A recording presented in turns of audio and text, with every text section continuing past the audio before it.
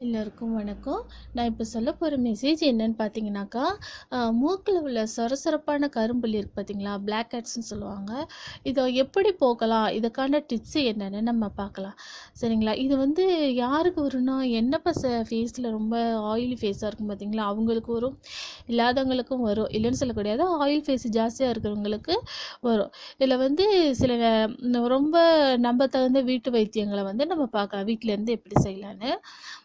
1 table spoon பட்டை இருக்குது பார்த்தீங்களா, அந்த பொடியோட தேன் கலந்து பேஸ்ட் செஞ்சு கரும்புள்ளியில் உள்ள இடத்துல நைட்டு தூங்கும்போது தடவிடணும்.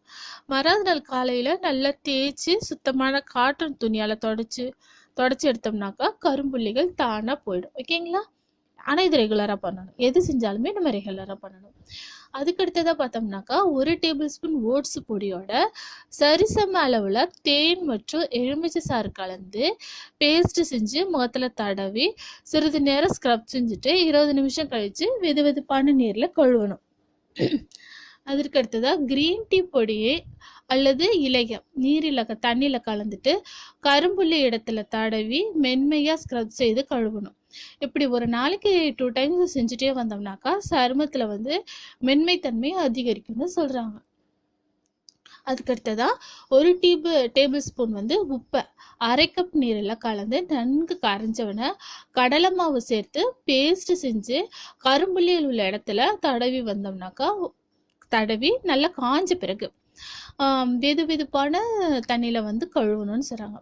அதுக்கப்புறமா முல்தானி மெட்டி இருக்கு பார்த்தீங்களா, அதோட ஆப்பிள் சீடர் வினிகர் மற்றும் சிறு எலுமிச்சை சாறு சேர்த்து பேஸ்ட் செஞ்சு கரும்புள்ளிகள் இருக்கிற இடத்துல தடவி நல்லா காஞ்ச பிறகு கழுவுனாக்கா அந்த உலர்ந்த பின் நல்லா கழுவுனோம்னாக்கா அந்த மூக்கில் உள்ள அந்த இதெல்லாம் கருப்பெல்லாம் போயிடும். ஓகேங்களா?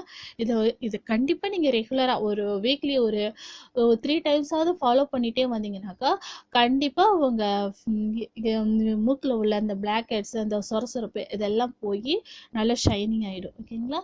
இதை மாதிரி மேலும் நல்ல தகவல்களுக்கு மறக்காமல் சப்ஸ்கிரைப் பட்டனை அழுத்தும். தேங்க்யூ.